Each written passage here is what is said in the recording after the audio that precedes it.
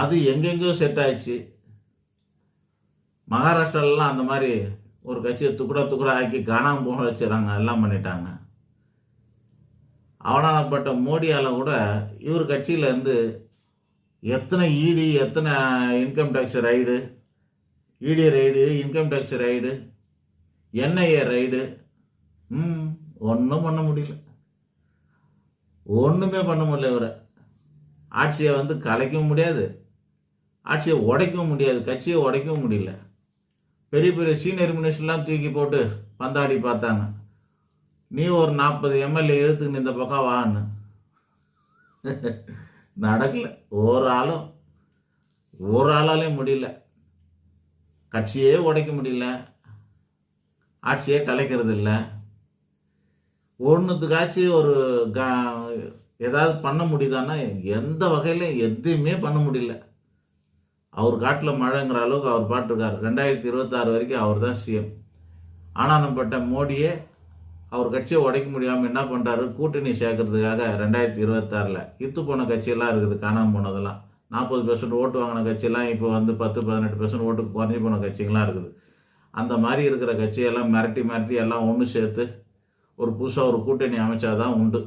அந்த மாதிரி அமைக்கும்போது ஏதாவது நடந்தால் உண்டு, இல்லைன்னா அவர் ஆட்சியெல்லாம் ஒன்றும் கலைக்க முடியாது. 2026 திரும்பவும் கண்டினியூ பண்ணுறதுக்கு தான் வாய்ப்பு இருக்குது. சரி, மனுஷனால் முடியல, நம்ம மாவீரர்களால் முடியல, அப்போது கடவுளாக பார்த்து எதாவது செஞ்சால் தான் உண்டு. இந்த சிம்ம ராசிக்கு, அவர் சிம்ம ராசிக்கு மார்ச் மாதம் கடைசி நாள்லேருந்து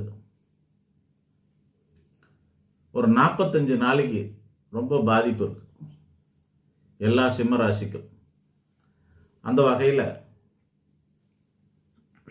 இவருக்கு அதிகமாக பாதிப்பு இருக்கலாம். அன்றைக்கி ஏதாவது ஆண்டவனா பார்த்து ஏதாவது செஞ்சால் தான் உண்டு, மற்றபடி யாரும் அவரை ஒன்றும் பண்ண முடியாது. மார்ச் கடைசி 3 நாட்கள், மார்ச் கடைசி 2-3 நாட்கள், மார்ச் கடைசியில் அமாவாசையோடு கூடிய சிம்மராசிக்கு வரக்கூடிய சந்திராஷ்டம நாள், 5-6 கிரகங்கள் அஷ்டமத்தில் வரப்போகிற நாள். அந்த நாள் சிம்மராசிக்கெலாம் ரொம்ப மோசமாக இருக்கும். அந்த நேரத்தில் பெரிய பெரிய அசம்பாவிதெல்லாம் பல பேருக்கு நடக்கும்.